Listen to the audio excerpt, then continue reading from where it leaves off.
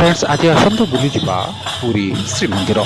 आपण समस्ते जानते जे पुरी श्रीमंदिर एक प्रकल्प रही।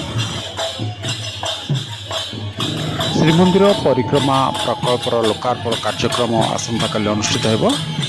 पूर्वर एठी पूजा होम यज्ञ एवं एठारे देखते कि भाव कीर्तन चली जहाँकि समग्र परिवेश को भक्तिमय कर देछि।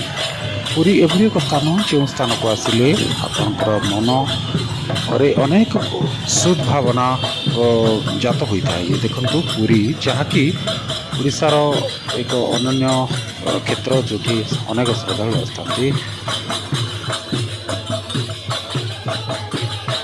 गीत और संकीर्तन में प्रकम्पित होउछि बड़दाण्ड। खूब शीघ्र परिक्रमा प्रकल्प लोकार्पण होगा जाउछि। भक्त और भक्तिर होइछि अपूर्व समन्वय। शंखध्वनि हुलहुली और नाम संकीर्तन में कमुछि परिक्रमा मार्ग।